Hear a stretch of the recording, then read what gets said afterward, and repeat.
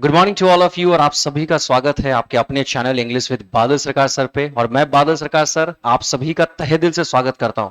और वोकैब के नए सेशन में जैसा कि आप सभी को पता है कि हम लोग पिछले 25 साल के इडियम्स एंड फ्रेजेस को पढ़ रहे हैं, सीख रहे हैं, समझ रहे हैं और साथ में दिमाग में सेट भी कर रहे हैं। तो चलिए नेक्स्ट सेशन की शुरुआत करते हैं आज के नए वर्ड से जो हमारे सामने है। मेरे दोस्तों गौर से देखने की अगर कोशिश करेंगे तो वर्ड लिखा है not one's cup of tea. अब not one's cup of tea का मतलब क्या है, इसे जरा गौर से देखो मेरे भाई। तुम्हारे सामने जो चीजें हैं, क्या लिखा हुआ है, an activity you have no interest in. मतलब कि सर वैसा काम, वैसा एक्टिविटी जिसमें आपको जरा सा भी इंटरेस्ट नहीं हो, उसके लिए इस ईडियम का यूज करते हैं। अब इसको इमेज से समझो। देखो इस इंसान को दिया जा रहा है, इस बच्चे को या इंसान को एक कप दिया जा रहा है कि भैया लो चाय पी लो। इससे पूछा जा रहा है कि would you like a cup of coffee, would you like a cup of coffee. अब इससे पूछा जा रहा है कि नहीं भाई ये इंटरेस्ट नहीं दिखा रहा है, इसे इंटरेस्ट नहीं है। इसका मतलब कि जो कप ऑफ टी है, कप ऑफ टी है, उसमें कोई भी इंटरेस्ट नहीं होने के लिए इस ईडियम का यूज किया गया है। तो इमेज से याद रखिएगा कि जो कप टी का था वो आपको नहीं चाहिए। नॉट मतलब नहीं चाहिए, इसका मतलब आपको इंटरेस्ट नहीं है। तो not one's cup of tea का मतलब वैसा काम जिसमें आपको इंटरेस्ट नहीं हो, जैसा कि आप यहां पे देख पा रहे हैं। एग्जाम्पल पे देखो क्या लिखा हुआ है, action movies aren't really my cup of T. Action movie में मुझे कोई भी इंटरेस्ट नहीं है, ये मेरे कप ऑफ टी नहीं है, मैं इन्हें पसंद नहीं करता हूं। लिखा क्या है, I prefer dramas and comedies to be honest. सही में बताऊं तो मुझे क्या अच्छा लगता है, मैं क्या प्रीफर करता हूं, ड्रामा देखना और साथ में कॉमेडी देखना। तो ये बहुत शानदार वर्ड्स था, है ना सर।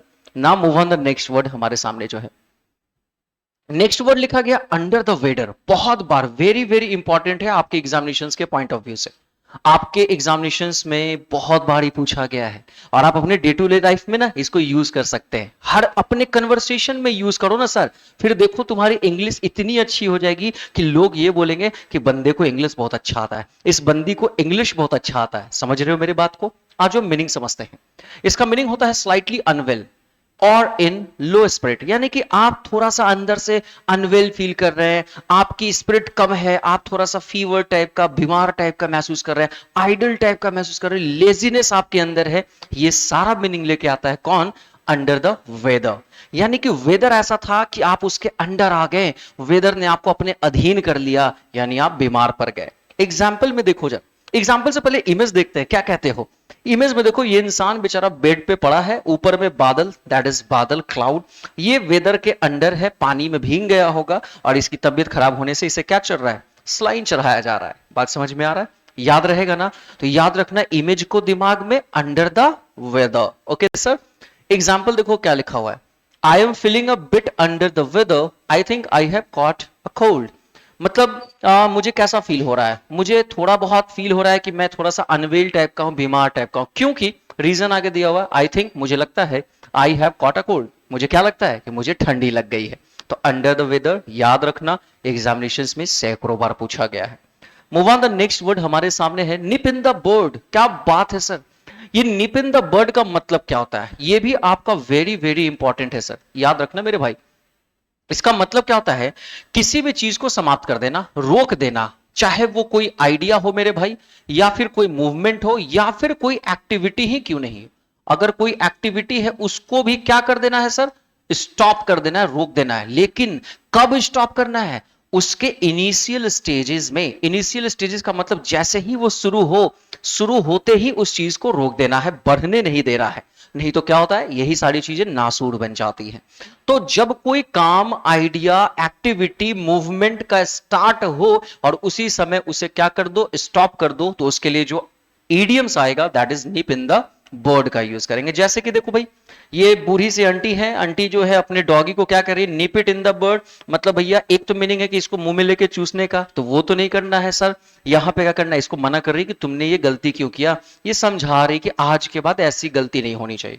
जैसे बचपन में क्या होता है, माता पिता क्या सिखाते हैं बच्चों को, उनसे पहली गलती पे ही उन्हें समझाते हैं कि जीवन में ऐसा गलती कभी मत करना। जैसे एक एग्जाम्पल कि कभी आपने झूठ बोला होगा, हमने भी कभी झूठ बोला होगा, और हमारे पेरेंट्स हमें बचपन में ही सिखाते हैं कि झूठ बोलना पाप है, यानी शुरुआती दौर में ही उसे रोकना होता है। एग्जाम्पल देखो क्या लिखा हुआ है, अ bad habit in a child should be nipped in the bird.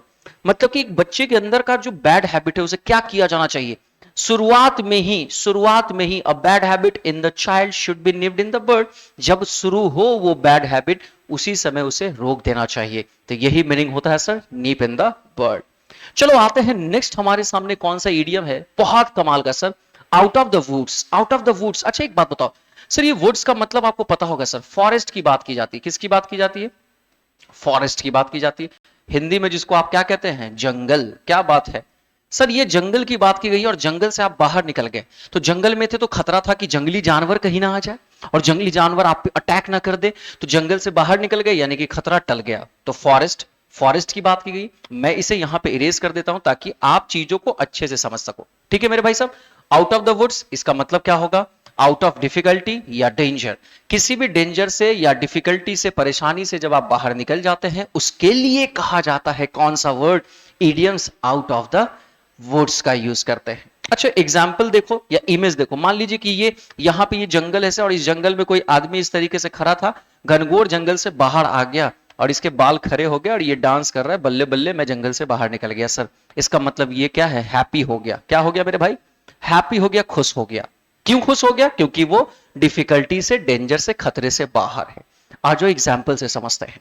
The nation's economy is not out of the woods yet, यानी कि जो नेशन यानी कि राष्ट्र की जो अर्थव्यवस्था है वो क्या नहीं हुई है? खतरे से बाहर नहीं निकली है। अभी तक वो क्या है? परेशानी में है, डिफिकल्टी में है, वो आउट ऑफ डेंजर नहीं है। रीजन क्या है? क्योंकि यहां पे सर एक वर्ड यूज किया गया एडवर्ब नॉट का। ये भी आपके एसएससी के एग्जामिनेशंस में और साथ में बैंक के एग्जामिनेशंस में बहुत बार पूछा गया है। तैयारी करते चलिए, मैं आपकी तैयारी के साथ हूं। And now move on the last word of the session, that is beat around the bush. शर वी आई कर लो इसको, एक बार नहीं, तीन बार वी आई, 100 नहीं, सैकड़ों बार नहीं, हजारों बार पूछा गया है। बीट अराउंड द बुश का मतलब क्या होता है? जरा गौर से देखो क्या लिखा हुआ है। ऐसे मैटर को डिस्कस करना जिसका कोई भी रिलेवेंसी नहीं है, बिना पॉइंट का आना, मुद्दे पे नहीं आना। कहते हैं ना हम लोग, यार मुद्दे पे आओ ना, क्या तुम इधर उधर की बातें कर रहे हो, डायरेक्ट पॉइंट पे आओ। तो sir beat around the bush का मतलब है discuss a matter without coming to the point. Point पे आए ही नहीं है और बक बक बक बक किए जा रहे हैं, बक बक बक बक किए जा रहे हैं, किसी का दिमाग खाए जा रहे हैं सर। तो वो कौन होता है? बीट अराउंड द बुश होता है। अब जैसे देखो इमेज में मैं आपको दिखाता हूं, ये बॉस है, just tell me what you need. यार तुम मुझे बताओ तुम्हें क्या चाहिए। ये कह रही है आई एम सॉरी सर, ये कह रही है I am sorry sir, I am sorry. कहना क्या चाह रही हो? मुद्दे पे डायरेक्ट आओ, छुट्टी चाहिए, सैलरी बढ़ाना है, क्या करना है? Come to the point. तो कम टू द पॉइंट के लिए ही ये ईडीएम का यूज किया जाता है। एग्जाम्पल में देखो क्या लिखा हुआ है, don't beat around the bush, come straight to the point. इधर उधर की बातें मत करो, सीधा सीधा कहां पे आ जाओ? मुद्दे पे आ जाओ। तो ये 5 इडियम्स आपके डेली में लेके आता हूं आपके लिए। आपका एग्जामिनेशन कवर होगा, आपके लैंग्वेज इंप्रूव होंगे, आपका राइटिंग स्किल इंप्रूव होगा। सर ये सारा इंप्रूव करना है तो प्लीज इस वीडियो को लाइक कीजिएगा, शेयर कीजिएगा, सब्सक्राइब कीजिएगा चैनल को और कमेंट करके जरूर बताइएगा कि कैसा लगता है इस छोटे से टाइम में जो जबरदस्त कॉन्सेप्ट आपको दिया जाता है। और मैं कोशिश करता हूं कि वीडियो 5 से 7 मिनट के अंदर ही खत्म हो जाए। तो प्लीज अपना सपोर्ट बनाए रखिए और इसी तरीके से मैं आपके साथ मेहनत करते रहूंगा। और बहुत ही जल्द YouTube पे लाइव क्लासेस भी आपके आने वाले हैं। तो अपना और अपनों का ख्याल रखिए, विश्वास के साथ मेहनत करिए। Thank you, take care, bye bye.